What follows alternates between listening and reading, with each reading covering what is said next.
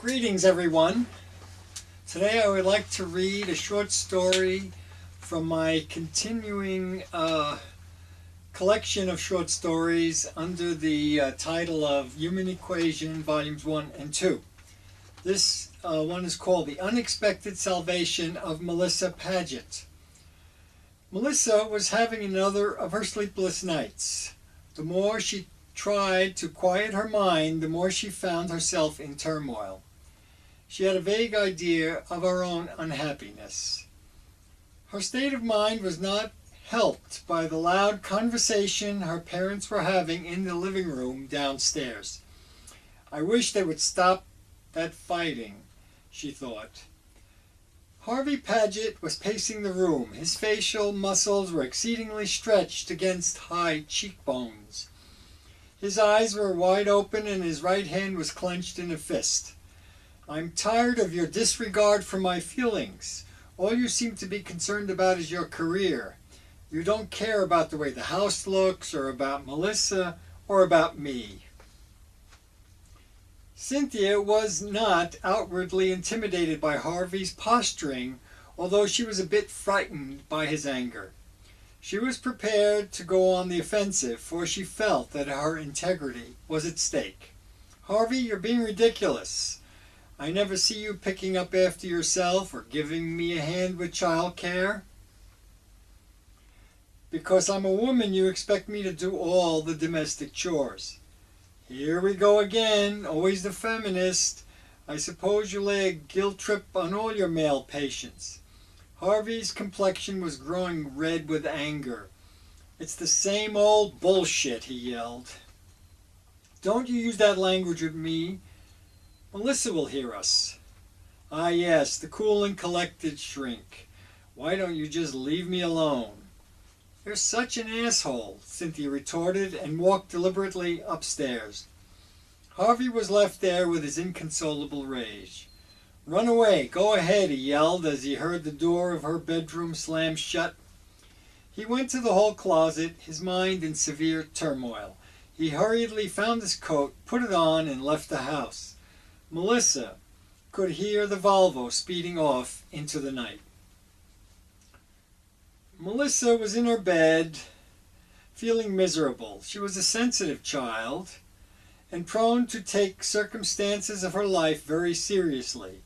She believed that her parents' unhappiness was really all her fault.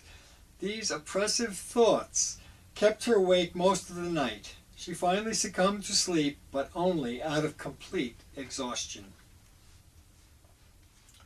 The next morning, as she went down the stairs, she could feel the cold and repressed anger that hung over the kitchen table where her mom and dad were seated.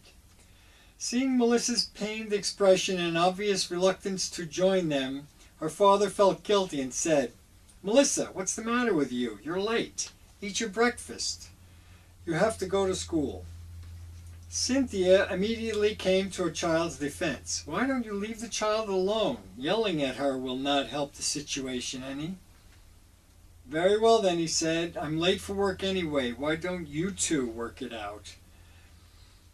After Harvey left, Cynthia, alone with her daughter, saw the obvious emotional stress in her demeanor and felt terribly responsible. She held her daughter tightly in her arms and whispered, "I'm sorry, dear." Then quite abruptly she moved away from her even before Melissa could respond to this ephemeral kindness. "Now you must get ready for school."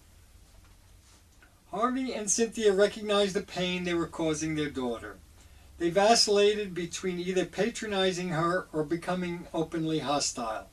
Neither of them was emotionally equipped to take responsibility for the impact that their failing relationship was having on their only child.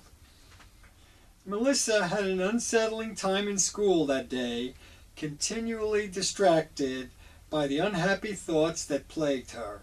Her entire future now seemed at risk and uncertain. When she returned from school, she went directly to her room and locked the door from the inside. She remained there and refused to come out even to eat. Eventually, she cried herself to sleep. In the early morning hours just before dawn, Melissa was suddenly awakened from her troubled sleep by a warm sensation on her face. She sat up in her bed and noticed that the full moon was clearly visible through her window. The light coming in from it bathed her face with a strange and comforting warmth. Melissa realized that a dramatic change had come over her. Her mood was buoyant and her gaze became transfixed on the beams of moonlight that fell upon her. These moonbeams began to coalesce into the shapes of strange figures that separated from the main body of the shaft of light. These shapes became more erratic in their movements and actually began to encircle Melissa's seated form. She was more surprised than horrified, and actually felt exhilarated by the experience, for children have a remarkable capacity to accept the strange and unexpected occurrences of life. She could recognize two distinct luminescent forms. They gravitated closer and closer to her and began to glance gently off her body. Whenever this happened, Melissa felt a tingling sensation. This went on for some 30 minutes and then stopped as a bank of massive gray clouds moved in front of the moon. Once the images she had seen were gone, the feeling of euphoria she experienced was replaced with one of shock and bewilderment. In order to protect herself, Melissa tried to dismiss the whole incident as something that never really happened, but she could not. That morning, she was determined to act normally. Her parents also tried valiantly to behave as if their marriage was still intact. Melissa, however, was less interested in their difficulties, for she was preoccupied with what had just transpired. The outside world began to appear less tangible to her and much less important. For the next couple of moonlit nights, she was awakened by the same sense of overwhelming benevolence. On the night of the full moon, the glowing forms hovered about her head and actually spoke to her. She heard what they had to say as if they directly transferred their thoughts into her mind. "Melissa, it was delightful being with you, but it's time for us to go." "Don't go. Please don't leave me," she yelled.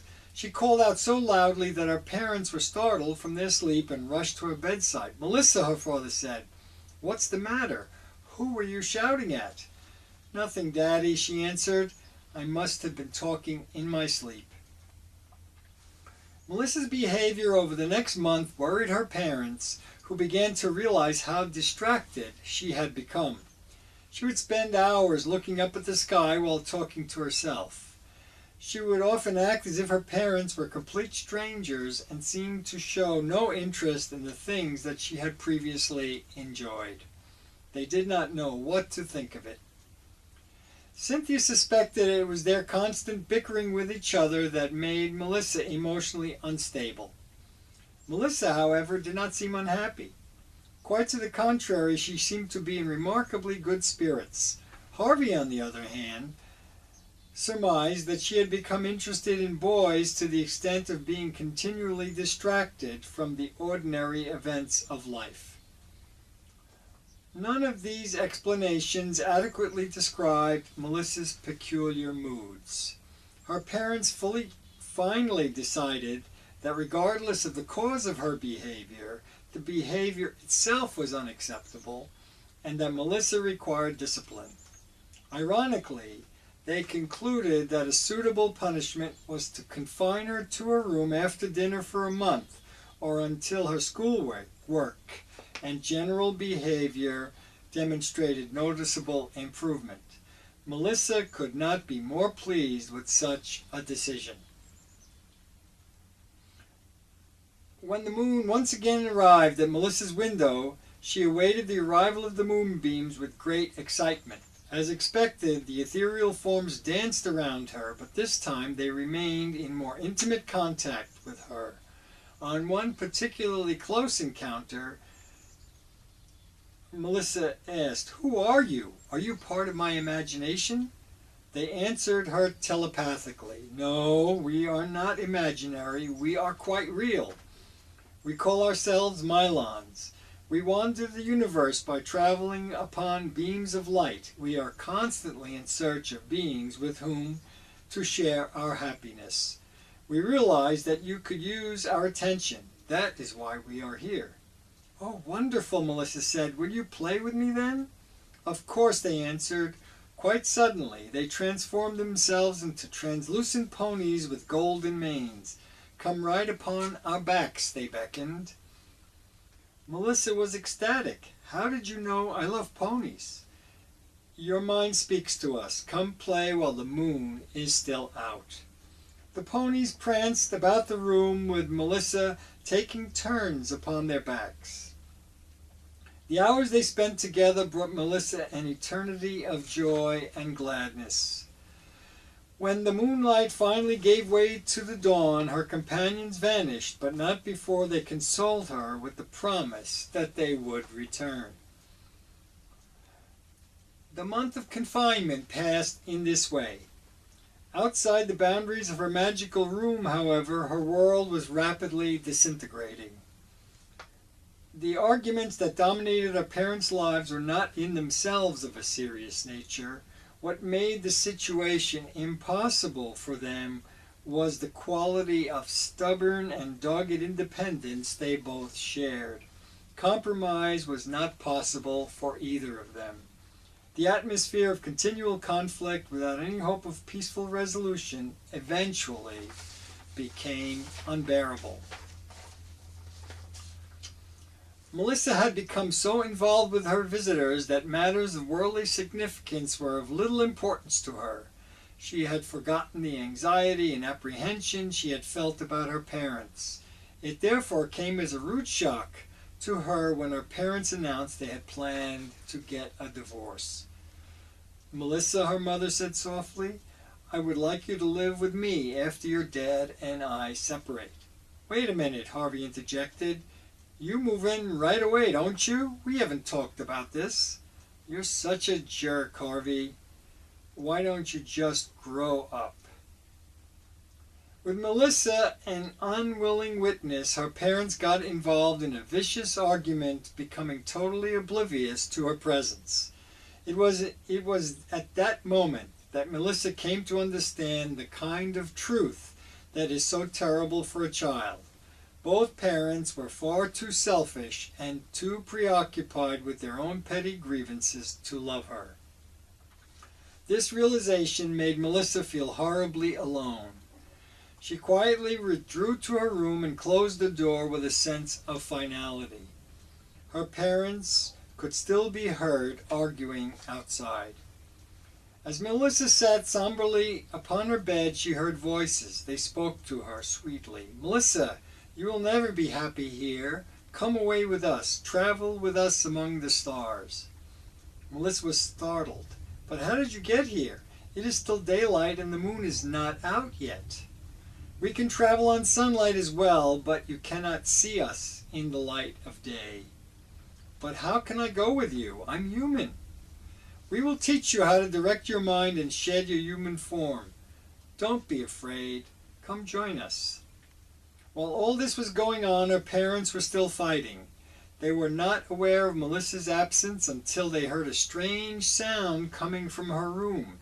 What they heard could only be compared to the shrieking sound that metal makes when it is placed against a very cold surface.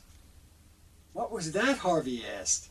I don't know, Cynthia responded, but it sounds like it came from Melissa's room. Where is Melissa anyway?